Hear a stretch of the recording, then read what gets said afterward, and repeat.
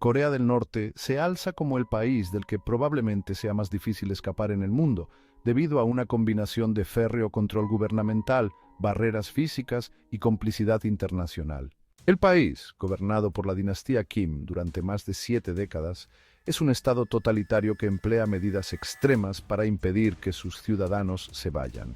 No son solo los obstáculos físicos los que hacen que escapar sea tan peligroso, sino también los factores sociales, psicológicos y geopolíticos que contribuyen a atrapar a millones de norcoreanos dentro de sus fronteras. El gobierno norcoreano ha implementado durante décadas un sistema de control meticuloso y profundamente arraigado sobre sus ciudadanos. En el centro de este sistema se encuentra un estado de vigilancia omnipresente. El régimen mantiene un estricto control sobre la vida de los norcoreanos a través de una red de policía secreta, informantes y grupos de vigilancia vecinal llamados Inminban. Estos grupos están compuestos por ciudadanos que tienen la tarea de vigilar e informar sobre las actividades de sus vecinos. Este sistema de vigilancia crea un ambiente en el que la confianza es imposible, incluso entre miembros de la misma familia. Las personas están constantemente en estado de alerta, sabiendo que cualquier conversación, sospecha o infracción menor puede llevar al arresto, al interrogatorio o, peor aún, la presencia de informantes. Significa que incluso hablar de la posibilidad de escapar con un amigo o familiar puede acarrear el arresto y el castigo por deslealtad hacia el régimen.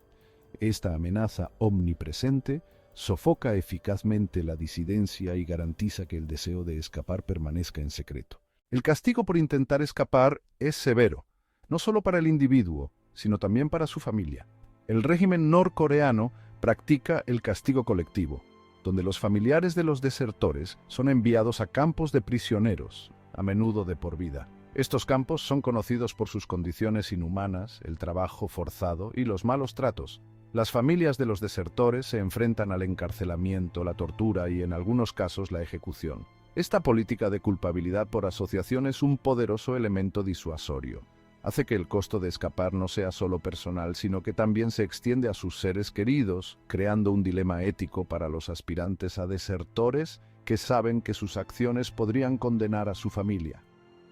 Para muchos, el miedo a las represalias contra sus seres queridos es suficiente para mantenerlos cautivos, a pesar de su propio sufrimiento.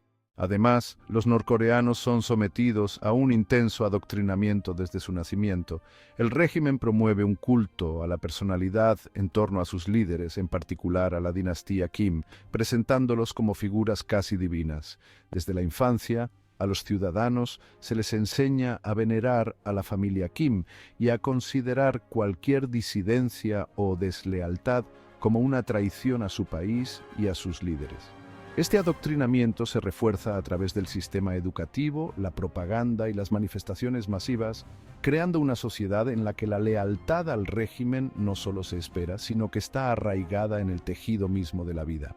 Muchos norcoreanos, especialmente en las zonas rurales, tienen poco acceso a la información del mundo exterior y creen sinceramente la propaganda estatal de que las condiciones de vida en otros países son mucho peores que en Corea del Norte.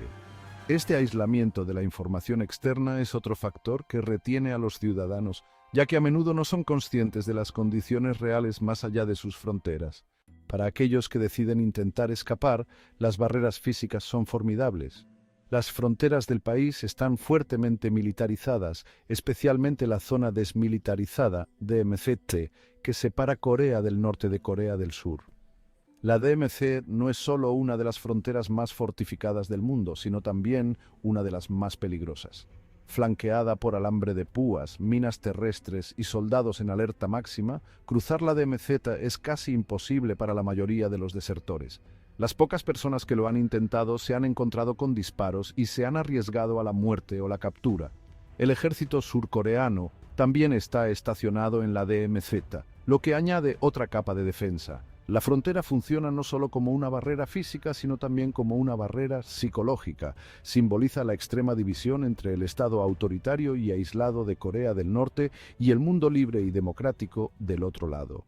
La frontera china ofrece un poco más de posibilidades de escape, pero sigue estando plagada de peligros.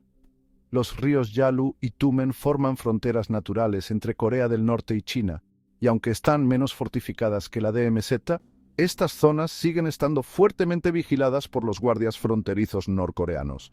Estos soldados tienen órdenes de disparar a cualquiera que intente cruzar a China sin autorización. En invierno, cuando los ríos se congelan, algunos desertores intentan cruzarlos a pie. Pero incluso entonces, las patrullas son frecuentes y están atentas. Entrar en China es solo el comienzo de la terrible experiencia para la mayoría de los desertores, ya que China, aliado de Corea del Norte, aplica una política estricta de repatriación de desertores norcoreanos a su país de origen. Una vez en China, los desertores viven con el miedo constante de ser capturados por las autoridades chinas, que tienen un acuerdo de larga data con el régimen norcoreano para repatriar a los desertores.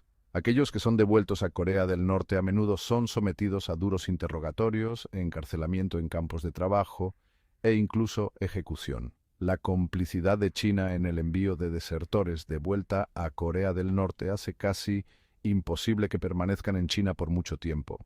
Muchos de ellos tienen que depender de redes clandestinas, a menudo dirigidas por misioneros u organizaciones de derechos humanos, para ayudarles a llegar a un tercer país donde puedan solicitar asilo. Estas redes son peligrosas y costosas, y a menudo implican viajar a través de varios países como Laos, Vietnam o Tailandia, donde los desertores finalmente pueden encontrar algo de seguridad.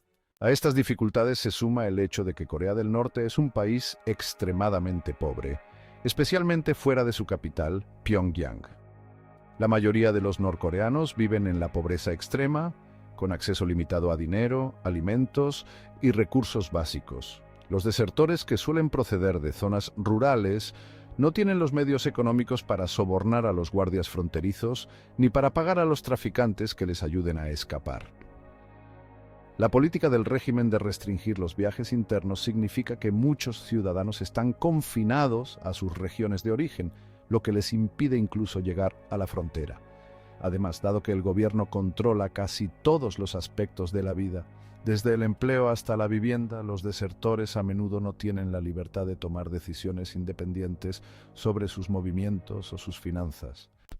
Los pocos norcoreanos que trabajan en el extranjero, como los diplomáticos o los trabajadores enviados a China o Rusia por el régimen, pueden tener más oportunidades de desertar, pero incluso ellos están estrechamente vigilados. El régimen vigila de cerca a sus trabajadores, temiendo que puedan aprovechar su posición en el extranjero para escapar. A menudo se exige a los diplomáticos y trabajadores que dejen a sus familias en Corea del Norte, garantizando su lealtad mediante la amenaza de represalias contra sus seres queridos. Esto crea un complejo obstáculo emocional para escapar. Los desertores deben sopesar su propia libertad con el castigo seguro que se impondrá a sus familias si huyen. Por último, la respuesta de la comunidad internacional a los desertores norcoreanos es desigual, en el mejor de los casos.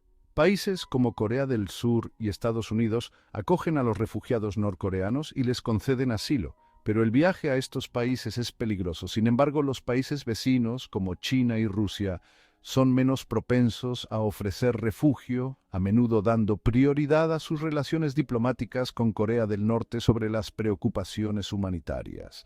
Esta realidad geopolítica complica los esfuerzos de los desertores que consiguen escapar del régimen, pero se encuentran atrapados en un territorio hostil.